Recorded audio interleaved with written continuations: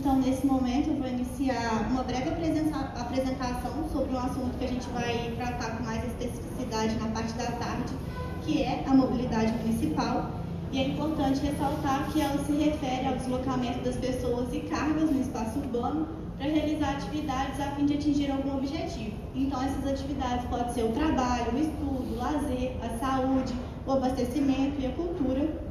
E a Política Nacional de Mobilidade Urbana traz como alguns instrumentos, assim, que é a acessibilidade universal, o desenvolvimento sustentável das dimensões socioeconômicas e ambientais, a equidade no uso do espaço público de circulação e no acesso ao transporte público coletivo, a eficiência, eficácia e efetividade nos serviços de transporte urbano e na circulação urbana, a promoção da inclusão social, a melhoria contínua nas condições urbanas da população, no que se refere à acessibilidade e à mobilidade, e a gestão democrática e controle social no planejamento e avaliação dessa política.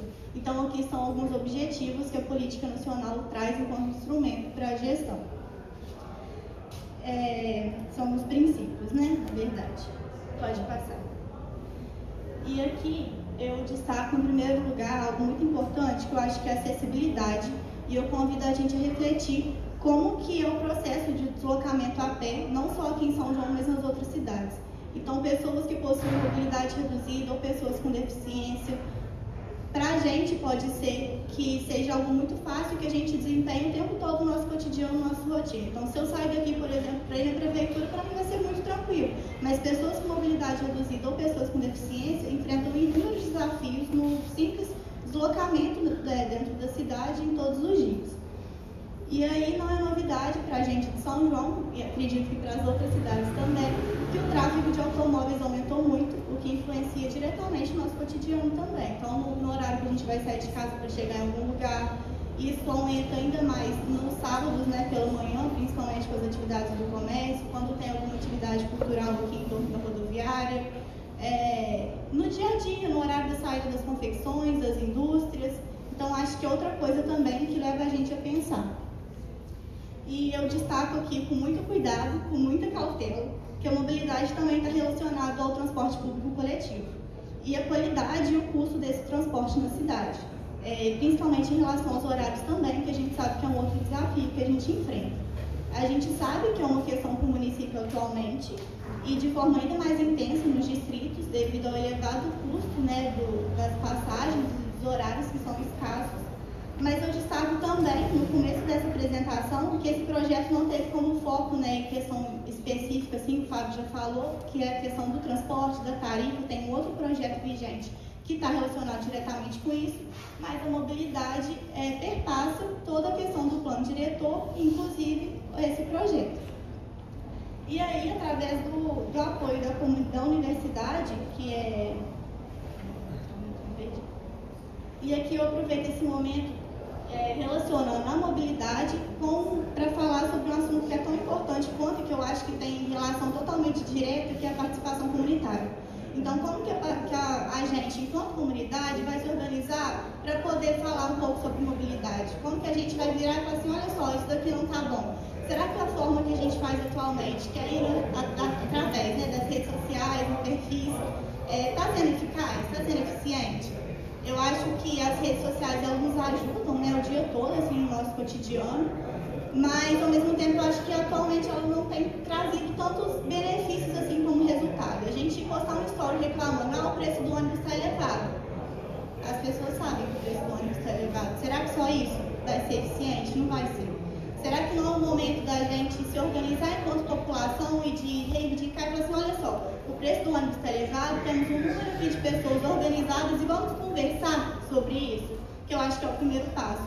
Porque o story no Instagram, a gente entende, né, o cotidiano, que a gente está o tempo todo sendo demandado de alguma forma, que a gente tem muita coisa para fazer, que todo mundo trabalha, e a gente acaba ficando sem tempo mesmo para poder reivindicar esses direitos.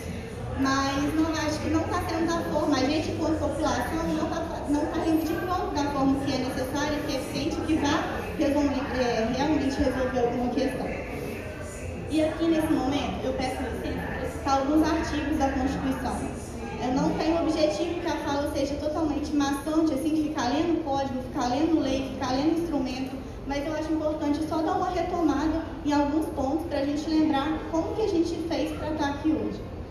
E aí a Constituição Federal vai trazer no artigo 37, no parágrafo 3º, que as leis disciplinarão as formas de participação do usuário na administração pública direta e indireta, regulando especialmente as reclamações relativas à prestação de serviços públicos em geral, asseguradas a manutenção dos serviços de atendimento ao usuário e avaliação periódica, externa e interna da qualidade dos serviços, o acesso dos usuários em registros administrativos e informações sobre os atos de governo, a disciplina da representação contra o exercício negligente ou abusivo de cargo, emprego ou função na administração pública.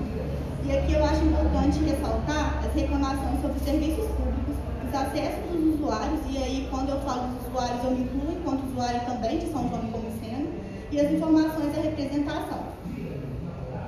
Pode passar. No artigo 193, fala que a ordem social tem como base o primado do trabalho e como objetivo o bem-estar e a justiça. Parágrafo 1. O Estado exercerá a função de planejamento das políticas sociais, assegurada na forma da lei a participação da sociedade nos processos de formulação, monitoramento, de controle e de avaliação dessas políticas. Todas essas imagens que eu coloquei, a participação vai estar sendo destacada. Pode passar. No artigo 198, eu não vou ficar aqui lendo todas as imagens para não ficar realmente cansativo, mas fala sobre saúde. E no terceiro, fala sobre a participação da comunidade. Pode passar. No artigo 204, se eu não me engano, aqui é sobre assistência social.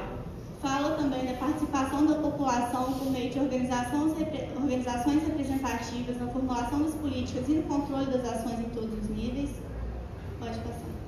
Por fim, na cultura, no artigo 216, fala da democratização dos processos decisórios com participação e controle social. Pode passar. E aqui eu acho que é importante mencionar que os conselhos eles são comissões que vai garantir a participação popular e o controle social.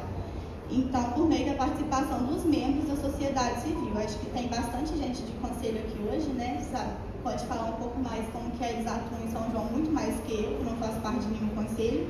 Mas eu acho que é importante a gente falar que esses conselhos e essas conferências são os espaços para que a gente participe enquanto população.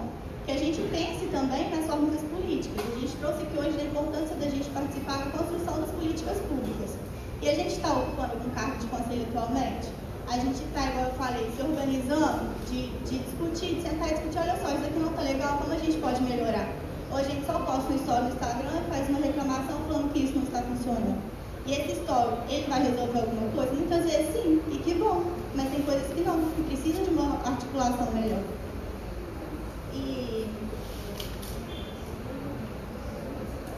E a gente, né, eu falei na apresentação do projeto que a gente está atuando, realizando oficina nas escolas desde 30 de agosto de 2024. Parceria, a gente começou na audiência pública em julho, mas até organizar tudo com as secretarias, a gente também, nossas atividades. A primeira oficina ocorreu já 30 de agosto. A gente teve em várias escolas, tanto na sede urbana quanto nos distritos. E a gente foi na rádio também falar sobre os trabalhos que estavam sendo desenvolvidos, sobre os momentos de participação, convocando para as duas audiências públicas que foram realizadas. E como a Paula falou, uma das audiências nem foi considerada audiência por conta da falta de população, por conta da falta da gente de participação.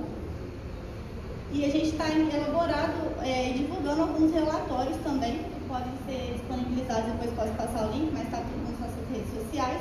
Mas, de certa forma, assim, um horário geral para falar que a gente sempre tentou incentivar e fomentar a participação durante todo esse processo desse trabalho, do projeto.